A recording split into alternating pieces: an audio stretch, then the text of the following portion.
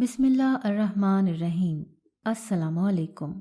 رات کا اندھیرا جیسے جیسے گہرا ہوتا جا رہا تھا، میں نشے میں بے سدھ ہوتا گیا اور وہیں ایک جانب پھٹے پر لیٹ کر سستانے لگا۔ عموماً شراب کے اڈے کوئی بہت خوبصورت نہیں ہوتے، بلکہ انہیں ایک بیسمنٹ میں بنایا جاتا تھا تاکہ پولیس کی نگاہ سے محفوظ رہا جا سکے۔ عموماً شراب کے اڈے کسی کباڑ خانے کا مظاہرہ ہی پیش کر رہے ہوتے ہیں۔ گاہکوں کو بھی علم نہیں ہوتا تھا کہ ہمارے مطلب کی چیز اسی کباڑ خانے میں ملے گی۔ میں بھی ایسا ہی ایک گاہک تھا جسے علم تھا کہ میرے مطلب کی شے یہاں ہی میسر ہو سکے گی۔ اس علاقے میں پولیس کی مداخلت غیر ممنوع تھی، چونکہ انہیں ان کا حصہ ہر ماہ مل جاتا تھا، سو وہ نہ بیچنے والوں کو ستاتے تھے نہ ہی خریدنے والوں کو۔ میں شراب پی کر تقریباً بے سدھ ہو چکا تھا جب اچانک سے مجھے یاد آیا کہ گھر میں میرا آج جانا بے حد ضروری ہے۔ ہماری عیاش دنیا کے لوگوں کا ایک مختلف ہی قانون تھا کہ ہر 6 ماہ میں ایک رات ان سب گھروں میں چھاپا مارا جاتا جو میرے جیسے ہی تھے، یعنی کہ امیر اور عیاش۔ اگر چھاپے کی صورت میں ہم لوگ گھر پر موجود نہ ہوتے تو جتنا ان کے ہاتھوں میں سماتا وہ ڈاکہ ڈال کر چلے جاتے، لیکن اگر ہماری گھر میں موجودگی ہوتی تو ہمیں کچھ نہ کہا جاتا۔ یہ بھی ایک طرح سے اڈا ہی تھا، لیکن یہاں لوگوں کو 6 ماہ پہلے آگاہ کیا جاتا تھا۔ اگر اس روز آپ گھر میں نہ ہوئے تو پھر اپنے گھر میں ہی تم لوگوں کو سوائے عمارت کے کچھ بھی پڑا نہیں ملے گا۔ جیسے ہی مجھے یہ بات یاد آئی میں جلدی سے شراب خانے سے باہر نکلا، مگر قدم بہت ڈگمگا رہے تھے اور نشہ بھی سر پر چڑھ کر بول رہا تھا۔ میں جیسے ہی شراب کے اڈے سے باہر نکلا مجھ سے ایک لڑکی بھاگتے ہوئے ٹکرا گئی۔ چونکہ میں بھی نشے میں تھا اور خود کو بڑی مشکل سے سنبھال کر چل رہا تھا، جس پر لڑکی کے ٹکرانے سے نیچے گر گیا اور خود پر قابو نہ رکھ سکا۔ میرے نیچے گرتے ہی وہ لڑکی ہلکا سا چیخی اور جلدی سے میرے قریب پڑے پھٹے کے نیچے چھپ کر مجھ سے کہنے لگی، کسی کو مت بتائیے گا کہ میں یہاں چھپی ہوں، ورنہ وہ لوگ مجھے پکڑ لیں گے۔ گرنے سے میرا کچھ نشہ ہرن ہو چکا تھا، مگر میں اپنے مکمل حواسوں میں ابھی بھی نہیں آیا تھا۔ تبھی آنکھیں پھاڑ کر لڑکی کو دیکھنے لگا، مگر وہ پھٹے کے نیچے مزید آگے چلی گئی، یہاں تک کہ رات کی تاریکی میں اب وہ دکھائی نہیں دے رہی تھی۔ میں اس کی باتوں کو سمجھنے کی کوشش کرتا وہیں زمین پر بیٹھا پھٹے سے ٹیک لگا چکا تھا۔ میں بیٹھتے ہی دوبارہ سے غنودگی میں جانے لگا جب کسی نے جھنجھوڑ کر میرے کندھوں کو ہلایا اور میں ہڑبڑا کر اٹھ بیٹھا۔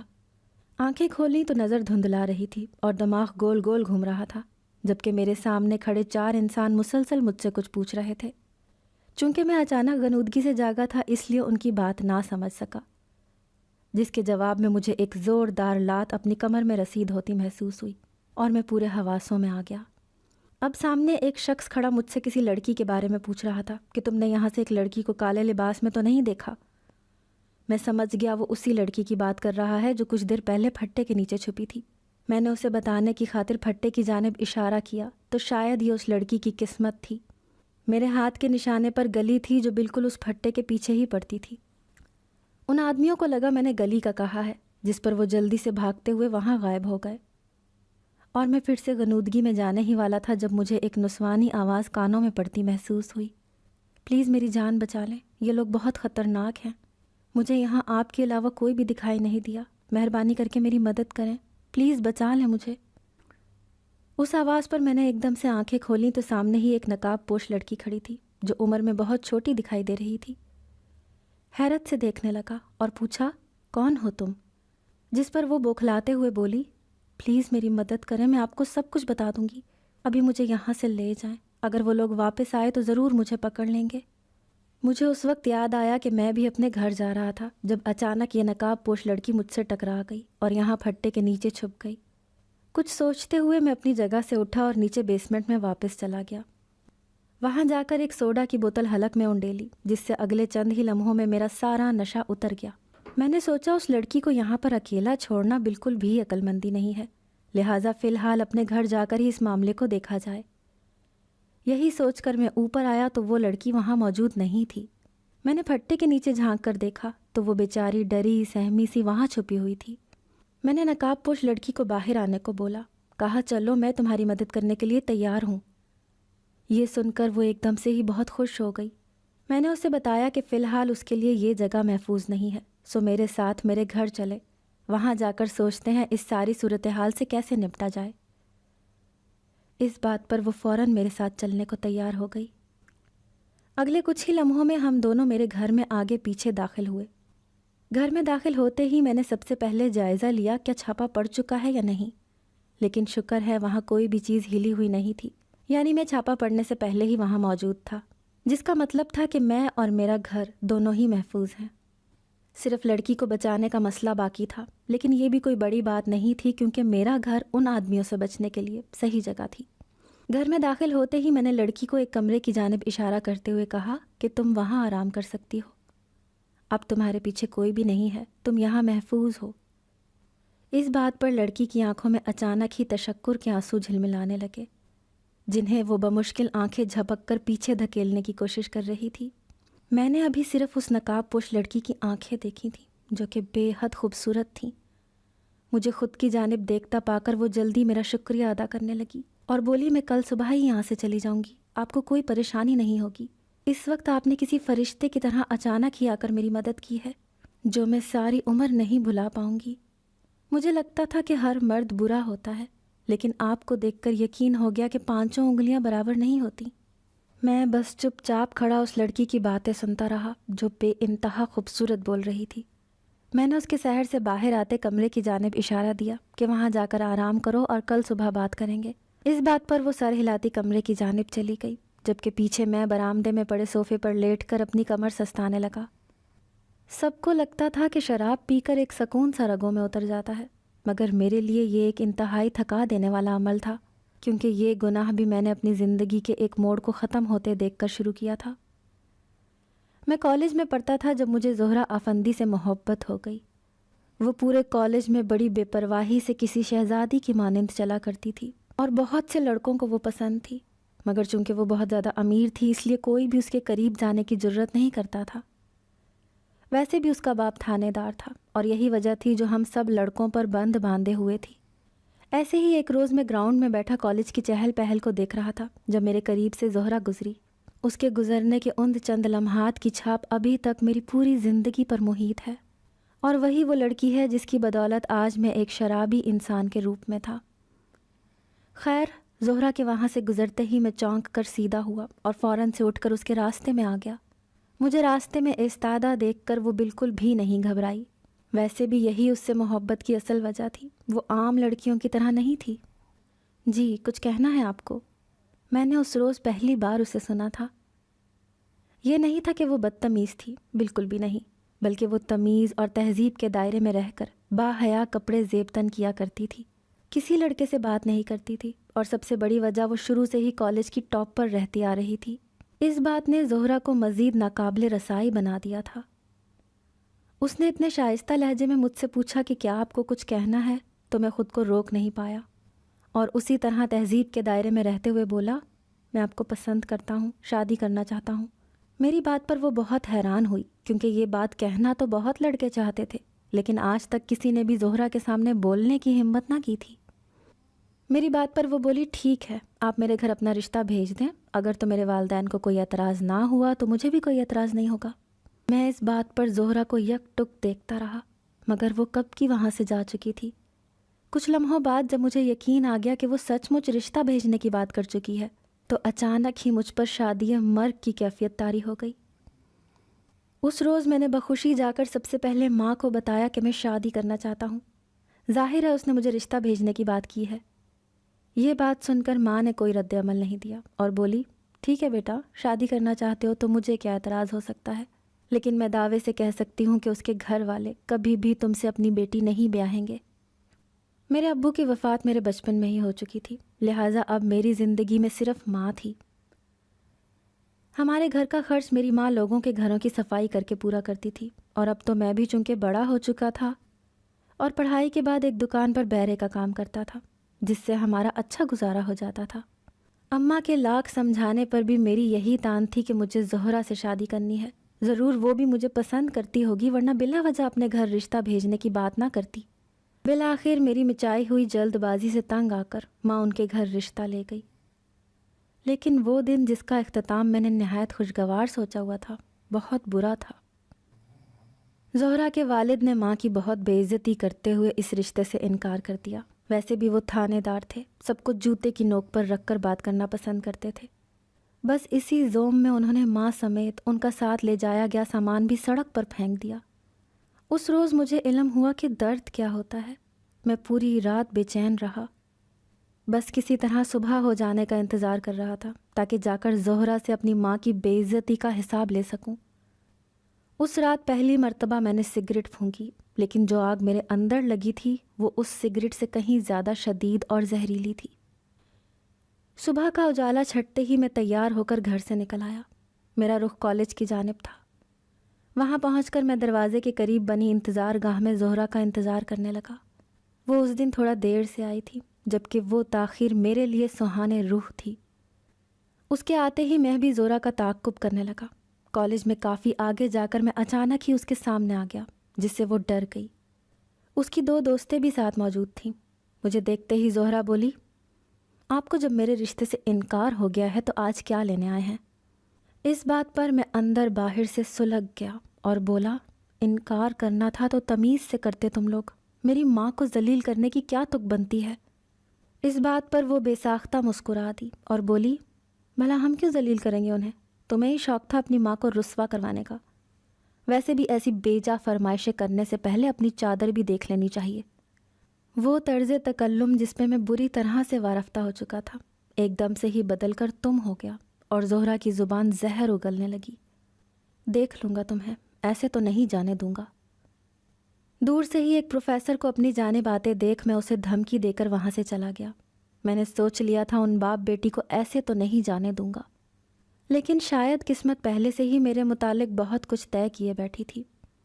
جب شام کے وقت میرے دروازے پر پولیس آئی اور دھڑا دھڑ دروازہ کھٹکھٹا کر اگلے چند منٹوں میں مجھے گرفتار کر کے جا چکی تھی، میری ماں انہیں روکتی رہ گئی کہ میرا بیٹا بے قصور ہے، اسے چھوڑ دو، مگر ان بے رحموں نے کسی کی نہ سنی اور تھانے لے جا کر مجھے ایسی مار لگائی جس نے ساری عمر کے لیے اس معصوم اختر کو بدل کر رکھ دیا۔ میں بس اپنا قصور پوچھے جا رہا تھا، مگر کالی وردی میں ملبوس وطن کے محافظوں نے لب سیے میرے پورے جسم کو چھلنی چھلنی کر دیا۔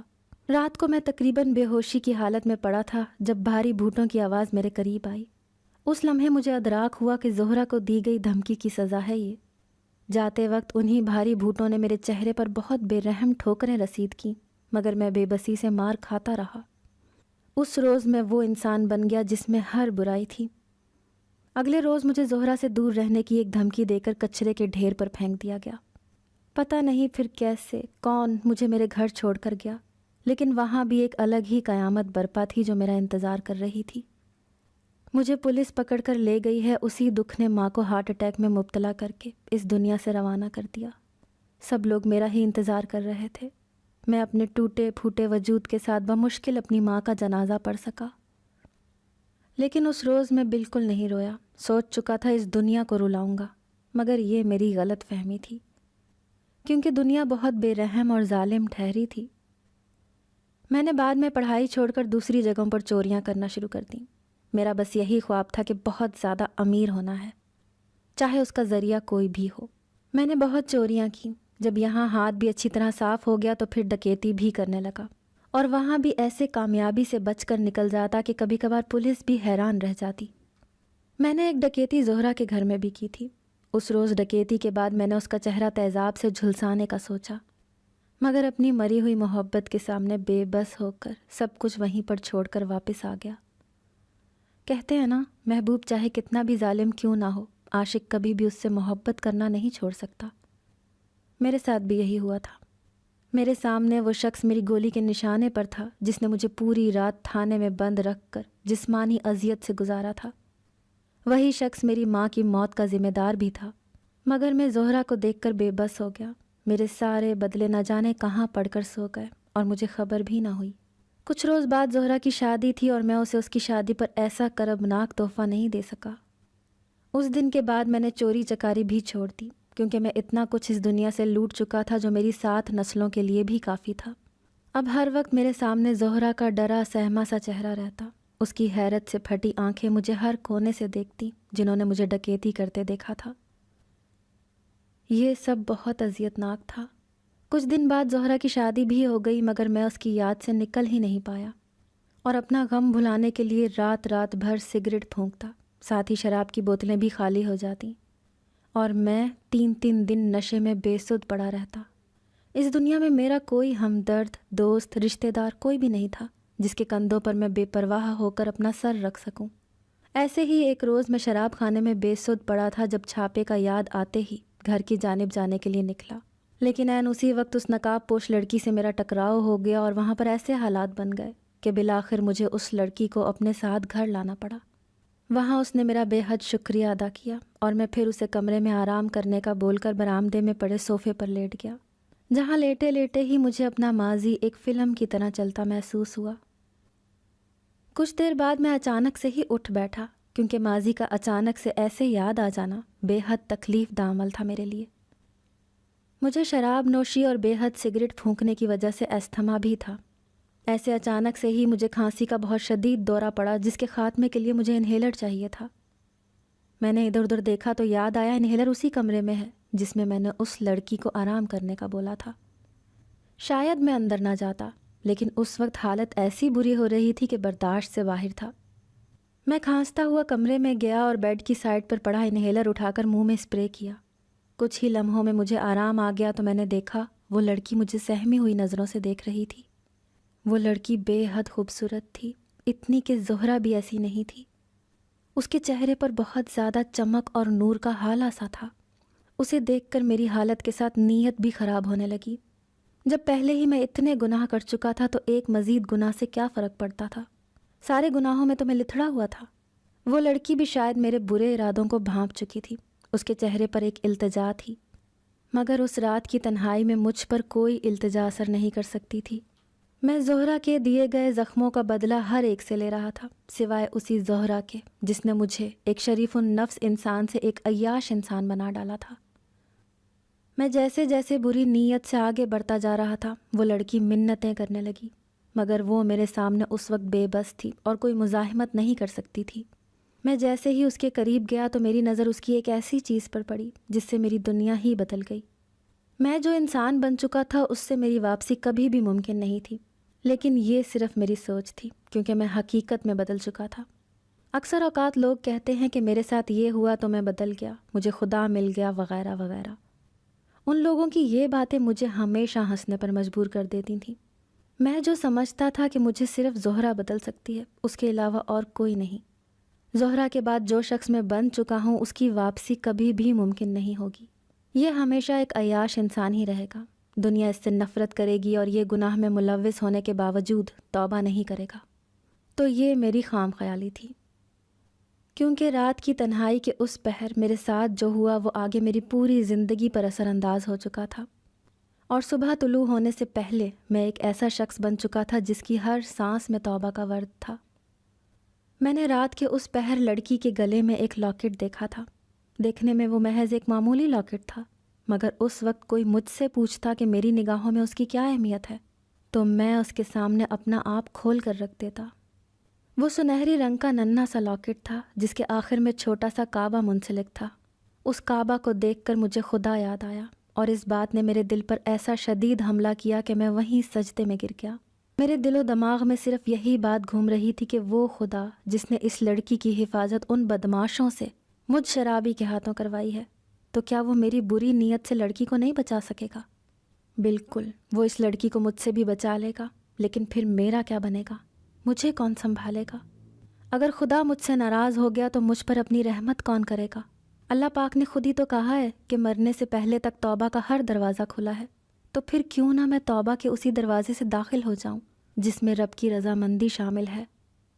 اس بات نے میری پوری زندگی بدل کے رکھ دی۔ میں اسی وقت کمرے سے باہر آ گیا۔ اگلی صبح اس لڑکی نے مجھے بتایا کہ اس کے امی ابو مر چکے ہیں اور چاچی نے اسے ایک کوٹھے پر بیچ دیا تھا، جہاں سے وہ بے حد مشکلوں سے نکل کر بھاگنے میں کامیاب ہو گئی۔ جب کوٹھے والوں کو علم ہوا کہ جس لڑکی کو انہوں نے ابھی دوپہر میں ہی خریدا ہے وہ بھاگ چکی ہے، تو انہوں نے ایک آدمی میرے پیچھے لگا دیا۔